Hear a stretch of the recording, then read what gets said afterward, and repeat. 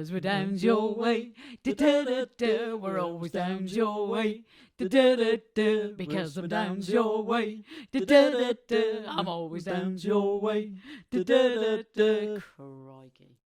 And as the strains of the Downs Your Way theme fade into the background, I welcome the lady herself to this episode. Hello, Rebecca. Hello, I am here. And referencing indifferent singing, as in my case, in the opening tune. Today's opening theme, at least, is vocal coaching, because that is what you do, isn't it? It's what it does, isn't it, mate? You know what I mean? Yeah. That is what has kept bread on the Downs table. Yeah. Through kept me in denim. Through the new ripped denim, which is, if people know me, know that I cannot ever have enough jeans. But is the rips add value, paradoxically, don't they? But you have to have all kinds, Colin. I don't know if we can go into this right now, but you have to have ripped, unripped, a little bit ripped, really ripped, not quite so ripped. It's a very extensive menu. Yes. We should have Natalie Imbruglio's Torn playing in the background. All right. Anyway, so vocal coaching. So tell us, first of all, what you do. Who do you teach at the moment? I teach a heady host of private students. I teach at 2 colleges in Birmingham as well. Online, I have to stress, and it's been online since last March. I have, I've been doing it for a long, long time, and I have to say I absolutely love it, and have done, since I started it many, many, many, many, many years ago. So if you imagine, suspend your disbelief for a moment, and somebody comes along. So I come along and I want to sing better. Oh God. I know. Right. Yeah, okay. I know you I know you need something to start with, some sort of basic raw material. But let's not necessarily. Not necessarily you don't, but go on. Well, okay. So how would you go about tutoring someone who arrives sort of cold on your scene? What's the first thing you do? Well, the first thing that I ever do when they're either in front of me or I'm just listening to them via a link or what they've sent me is that I just do a general assessment. And I'm looking for many things, but to start with 3 basic things, which is pitching, timing, and tone. And I'm looking for those 3 things. Now, I have started off with people that are lacking on all 3. That's not to say they can't be made better. Anyone can be made better. It depends how much work they also want to put into that. Because I think a lot of the time, with vocals, people have been brought up to think it's kind of a God-given right or a gift from the gods or whatever. And of course, you can be born more adept. You can have a more flexible larynx. You can have, stronger breath control naturally than other people. You can have a more significant drop jaw. So it kind of projects the sound and resonates the sound more than the next person. But essentially, if you can speak, you can sing, but it just depends with a lot of vocalists that come from a very base level tend to think that, I'll have a couple of lessons and then I'll be, Christina Aguilera. And it's kind of like, no.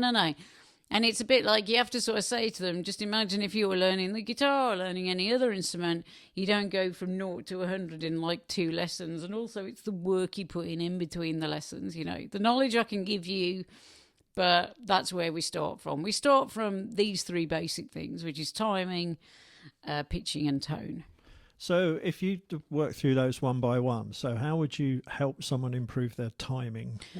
Oh my gosh, I mean, that's just such... It also depends on how the timing is affecting them as a singer. So it's such a myriad question for each thing. But essentially, again, you don't walk out of time. You don't walk down the road sort of hop, skip and jumping because you can't keep time. So essentially, if you can walk, you can keep time. But a lot of the time, oh God, Rebecca, it's about how people think about the timing. So they don't really see the timing as something that they can visualize and understand. And it's kind of making that particular student understand how timing works within a song, and making them, bringing it alive to them in a way that they can understand it, rather than this sort of kind of up in the air concept, oh, timing, just click your fingers and you've got it. It's like making it real to them. So, as I say, bringing it down to probably starting them with kind of a mid-tempo song, which is like the easiest timing to pick up, I would say. And getting them to think of the beats as like a circle. So if you tap your hand on your thigh, and instead of just tapping it again like a straight line, you bring your hand round in an entire circle, which is the beat. And as it touches your leg again, that's where the beat falls. So thinking that there's a time travel in between the two beats, and embedding that into somebody's mind, rather than it kind of, for a lot of people that have bad timing, it's just that they don't really visualize the space of the time.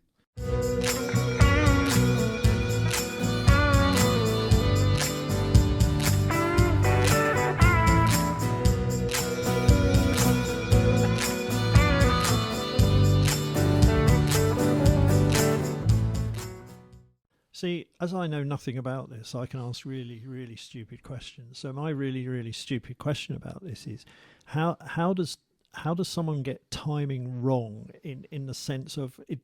Doesn't the music lead them to sort of sing at the right time with the right timing? Well, it kind of depends on the song. Again, it depends what kind of backing there is, if there's any kind of like drumming in it, or if there isn't.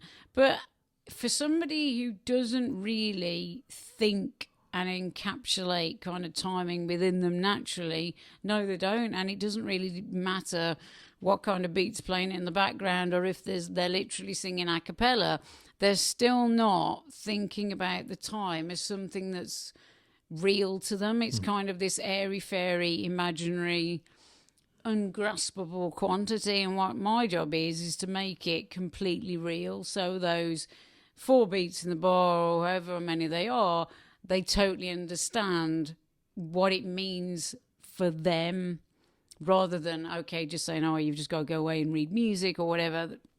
No, it's about what that person can do with how I can bring it alive to that person. Okay, so the other the other component you were talking about was pitch. Was it? Pitch, yeah, absolutely. And then, there's so many things that affect pitch. Again, it can be a visualization, maybe that they're not learning the song properly. So they're not, a lot about singing is knowing the note that you're going to pitch to. And if you don't know where you're going to pitch to, you'll practically always go off. You've got to have an awareness of where that note is in relation to the note that you're leaving. But also, pitch can be affected massively by technique and where the voice is resonating. So, which resonators are you using? Nasal resonators, sort of back in your throat resonators, and are you sending the sound out? Your vocal placement? Are you kind of like keeping it locked in the mask, the face element?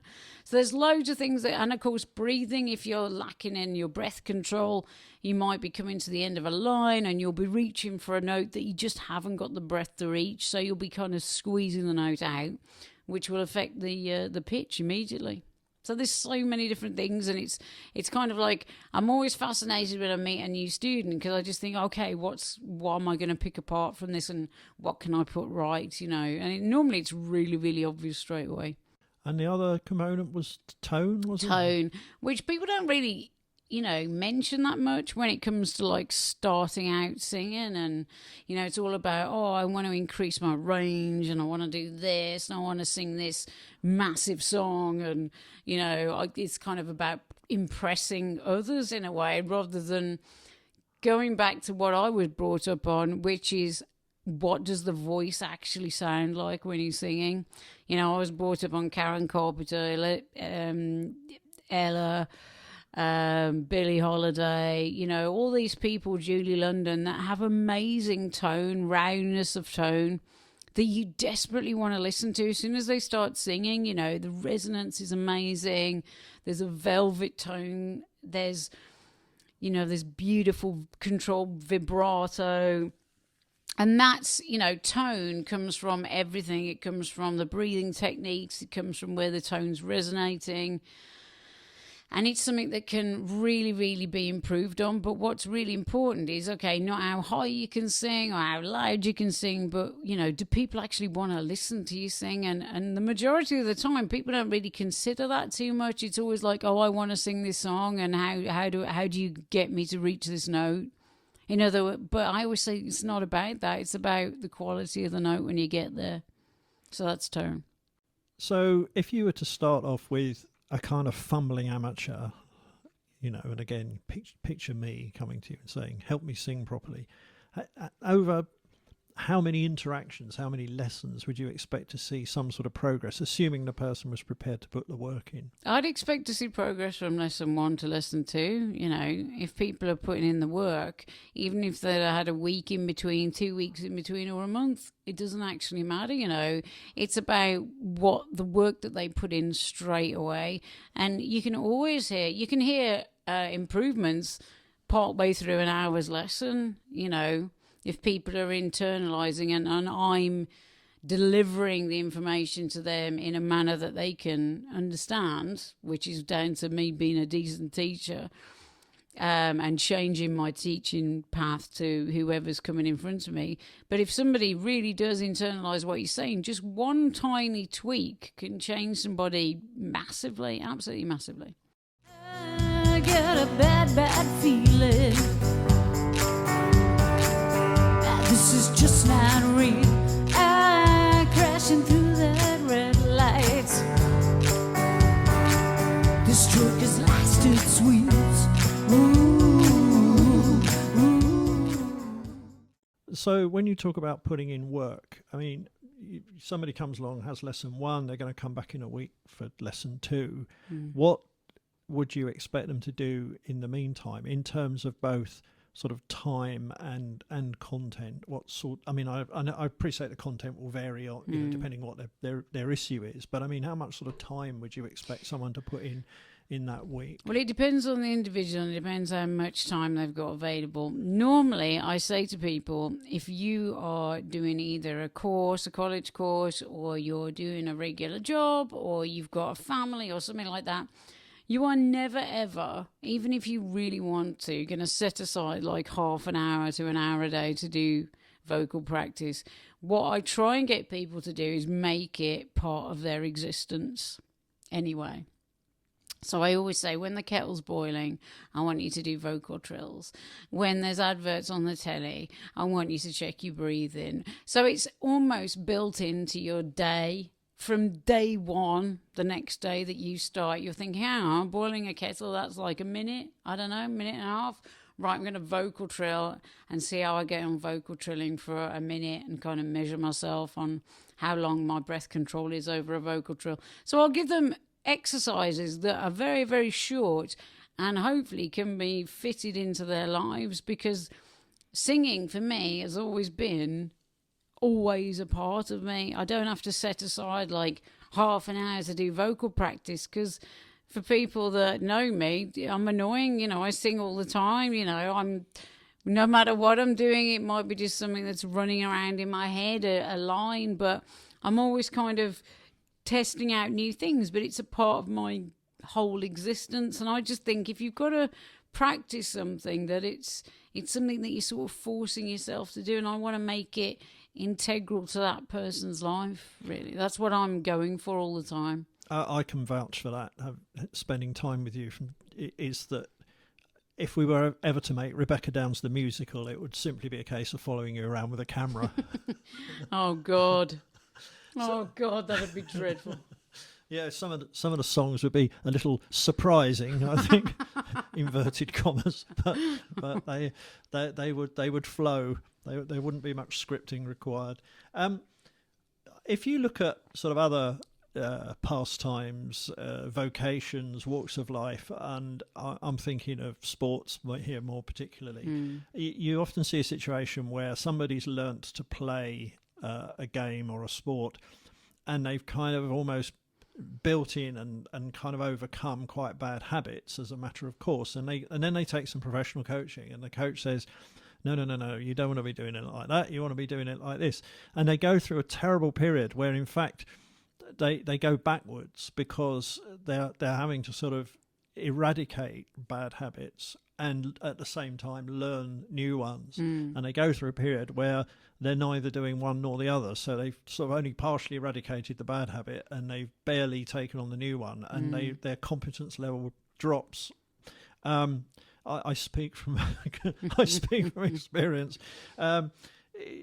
Does that happen with your singers? All the time, because it's normally depends how much baggage somebody comes with to a singing lesson, and most people come with some. And what I mean by baggage is just bad habits that they've picked up, or they're trying to imitate someone, or make their voice into something that it's not really meant to be. So it's always a case of unpicking all that, and I always sort of align it to learning to walk again, but walk in a completely different way.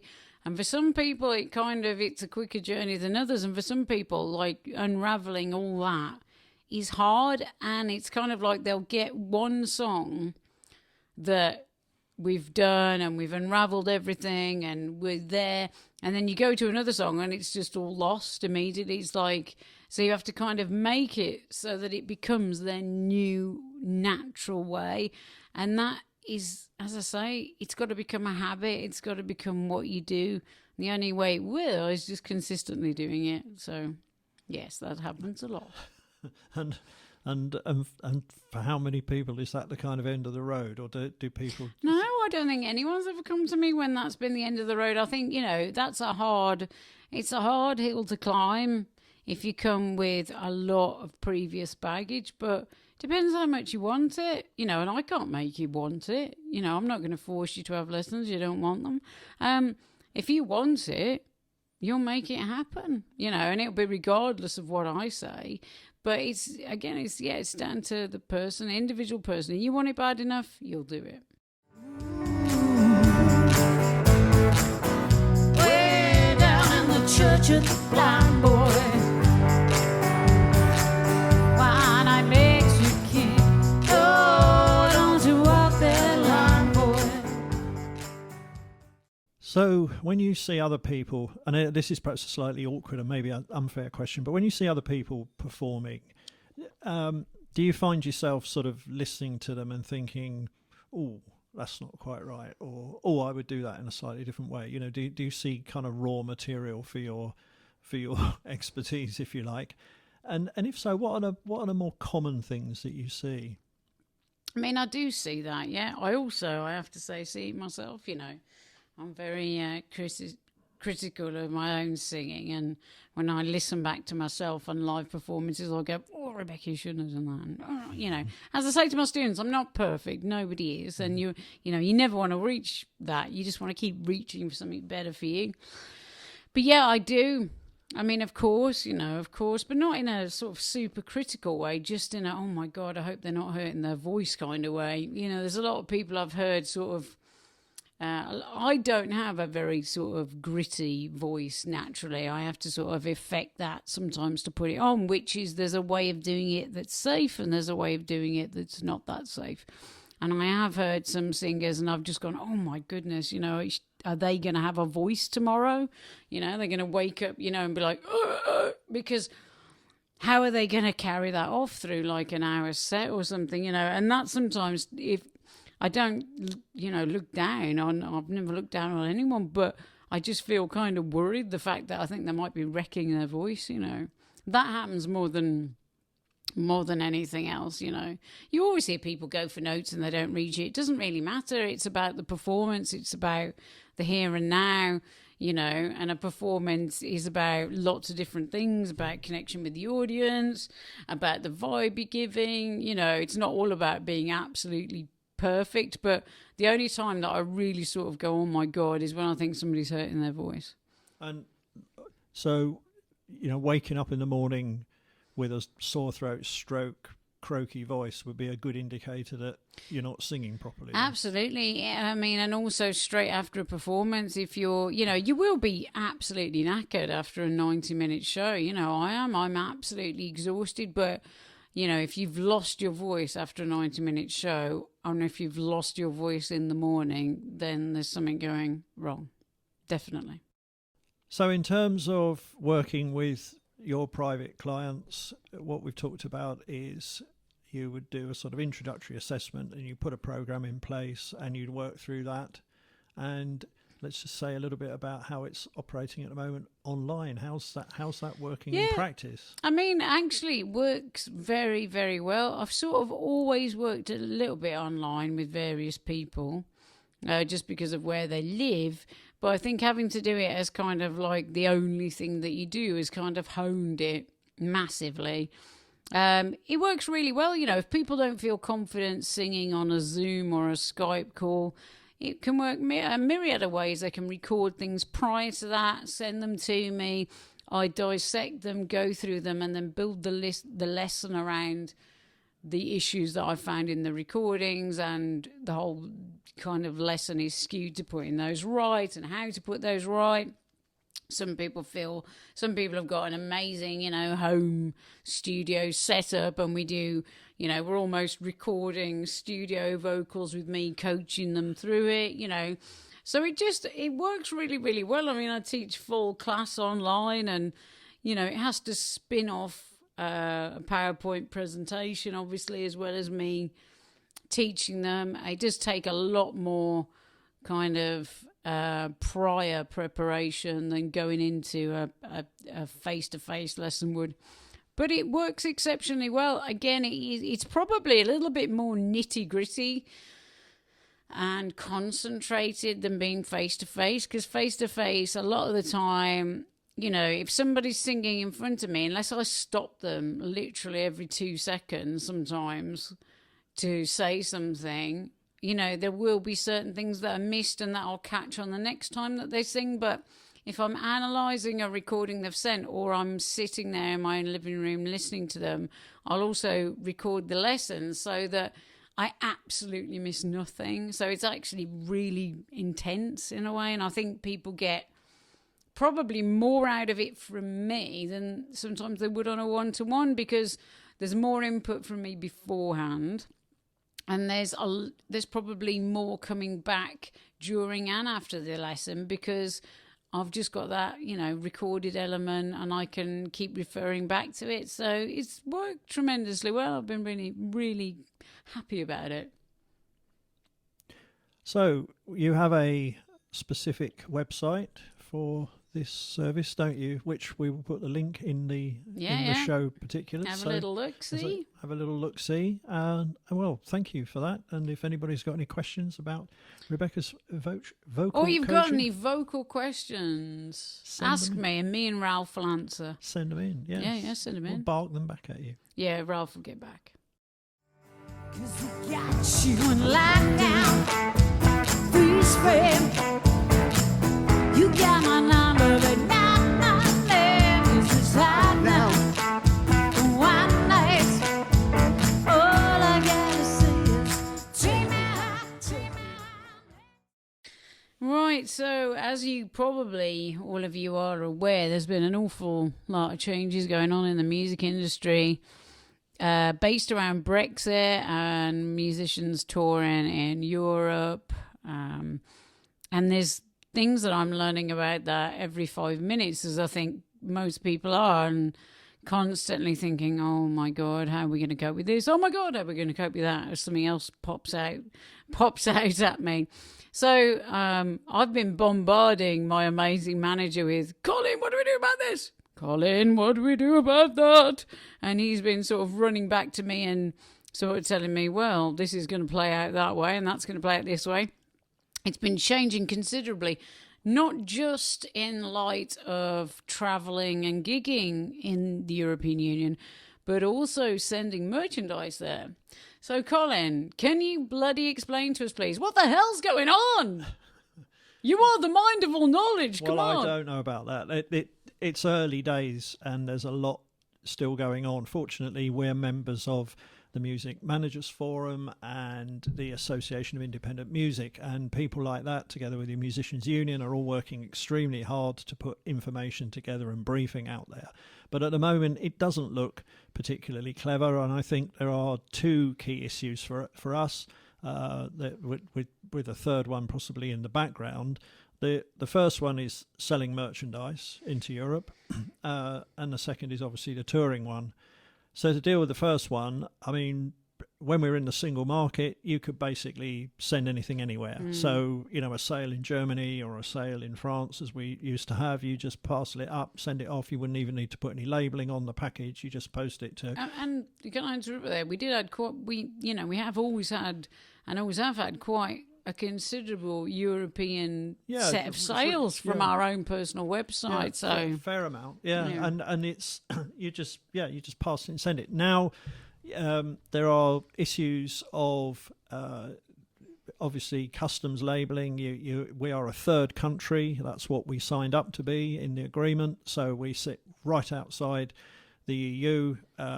We don't have any particular agreement which ameliorates this. We can send goods without tariffs, but they are liable to increased courier charges and to potentially, depending on the value of what you're sending, to VAT in the country that receives them. So that's making it quite difficult. You send the stuff off, you're not quite sure what the recipient's going to be charged in addition to what you've charged them for sending it. And that's obviously going to put a question in their mind as how they want to purchase it. Yeah, indeed. I mean, we've obviously got the option of selling through Amazon. We're on Amazon. HMV. Which is, or from a record shop, a record store in the territory concerned. But as I've pointed out many times before, if we sell a disc, a CD, to someone directly, we net at 10 quid for that. If we sell it through Amazon, we get about half of that. But if that's the only way, that will be one way to do it. The other way is eBay, actually, curiously. eBay has an international seller program. Which is good to know, like people who don't, musicians who don't sell through eBay. What I'd say to you is why we started selling through eBay is because other people were selling our CDs and vinyl through eBay. So we thought, hang on a minute. Why don't we sell the things? Yeah. So, don't sniff at eBay. You don't have to have a shop or anything like that. But, why not? You're covered in, so why not do it? Well, it costs us about £3.50 a month to keep a How much does my dad know about that? How much to keep a reasonable catalogue on eBay? And it does cover you off, because if somebody goes onto eBay to search for your music, they will find you. And we label everything direct from the artist, and obviously it can be signed. But eBay has an international seller program. That means that somebody in any overseas territory pays a specific price, and as the seller, you get a net price, which is obviously lower than the retail you've put it up for. Varies obviously again against value, but then all you have to do is post it locally. So the last thing I sent to France via eBay, I actually posted to Rugeley in Staffordshire. How queer. So there's that. The touring one you'll have seen a lot about. There are petitions. Everybody's trying to persuade the government to go back and renegotiate, but at the moment touring would be burdened with two things. One is that probably visas, plural, because different member states have a different approach. Who'd have thought it? So you may have to have more than one visa to go to more than one place on one tour. The other problem, which I don't really understand, but I'll mention it, is a thing called cabotage, where under EU rules, a third country a transporter entering the EU can only visit 2 EU states before they have to turn around and go home again. So the idea of setting off in your tour bus and arriving at Calais and then doing, France, Belgium, Holland, Switzerland, doesn't at this point in time seem to be possible. I mean, there will be ways around that. I know some of the van hire companies are already talking about setting up EU depots, etc., which would solve that problem. But of course, it's all extra money. Visas, for the number of people that you take, they're all going to be extra cost. I mean, it is a sort of I wouldn't say a saving grace, but I mean, obviously at the moment nobody's touring. At least it No. gives some time for these sorts of things to be sorted out, potentially for some kind of renegotiation to take place, and maybe some change. And that's hopefully that's what happens. Because basically, sorry, now to me, I'm thinking of, because been to America. I haven't been to America with the band, but it's kind of like, the question was there at a few stages, what about if we take the band to America and blah, blah, blah. And, the reasons why we didn't are the reasons why, the same problems we'd be facing now with the EU, with the visas and, all the rest of it. So, it's... it's going to be on the face of it at the moment. It's going to be very difficult and very expensive. And I think, if you're a big band doing a stadium tour, you're not going to make so much money. But if you operate like a reasonable sized band, and we know, we've done it ourselves, we know other people, where you would traditionally set off, tour a load of European countries with your merchandise on board, and make your money out of your gig fees, plus particularly your merchandise sales, that is all going to be a lot more awkward going forward. There are solutions. We have some time to sort it out, but some renegotiation and change in the terms and conditions would be extremely helpful, to say the least. The third issue, which I should just mention because it is relevant to us, is the importation of EU-sourced technical equipment. Now, the famous sixth member of the band, Paddy Loop, as I call him, the drum pad, where we sampler. For example, I think we sourced that from Holland. I can't remember now. But, again, back in the day, we just paid a fee in euros, including postage and packing, and it duly arrived and we were off. Now, that would be subject to import VAT, extra courier charges. And the problem is... Can I start crying at any point? No, I'd rather you didn't. Okay. Men just don't like it when I cry. When you pay... when it arrives, the person who has to levy the VAT would be the courier, and all couriers add a surcharge for collecting money. So you've got these stories at the moment of people. I haven't seen anything about technical music equipment, but there was a woman on the paper the other day who'd paid 200 quid for a dress that she'd bought from Europe, and by the time it arrived on the doorstep she'd had to pay another £82 to receive it. Because I've done that sometimes by accident with things in the States from Etsy, and I haven't lowered my search to just UK and Europe, and I've bought something from the States, and then when it comes I've had to pay another 20 quid or something. I'll be like, God damn it. So that's going to be the same thing. Well, yeah, it is. And again, a lot of the technical equipment that we use was sourced from Europe. So again, I guess, if they want to sell over here, they might, get it across in some sort of different way. But it's another complication. So, as I said, fortunately... On the wings of a dove, could they carry the gift? No. So here we go. Now, in normal circumstances, she started singing that, you see, and that's what I mean by... On the wings of love. That's what I mean about Rebecca Downs, the musical. Sorry. As I said, fortunately, there does seem to be time, before gigging starts again, for some of this to get sorted out, and, I'm sure it will settle down, but it's not a particularly satisfactory situation, and all I would say is, when you see these appeals for petitions and writing to your MP and all that kind of stuff, it would be very, very useful if you weighed in behind that and supported whatever your view of Brexit. If you support music, you want to hear music, and we want to. We want to go to Europe. We've already had offers of different gigs over in Europe.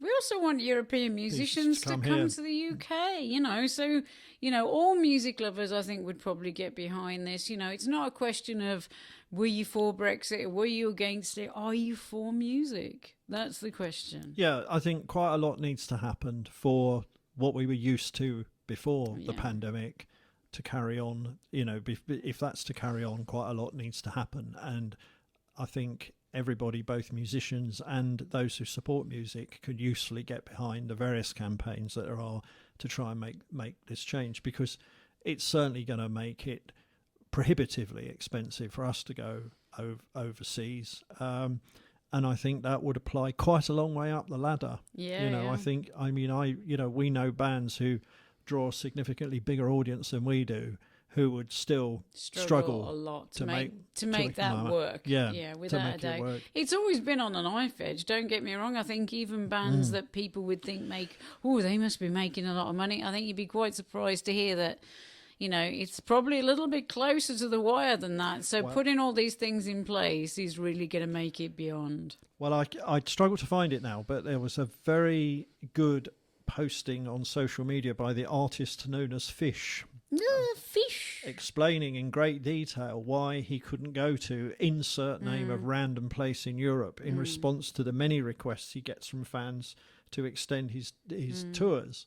And he did all the maths of a tour, exposed them, and you'd be surprised, it turns over a lot of money, doesn't actually net a lot, and certainly wasn't in a position to add on gigs which may or may not get a sufficiently high audience. So even at his level it was challenging. Now it's probably impossible to actually do it and make money, so we'll have to see what happens. But anyway, that's, as I said, one of the sort of silver linings in the cloud that is the pandemic, is that at least there is now Gives some us time to maybe sort it out. Sort it out. And certainly the work being done by the representative bodies is very good and very welcome.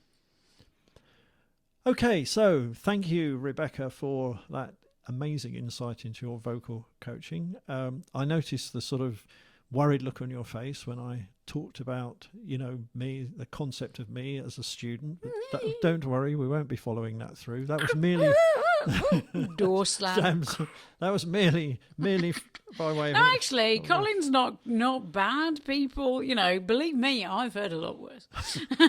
Thank you. The £5, the £5 will be handed across any time soon.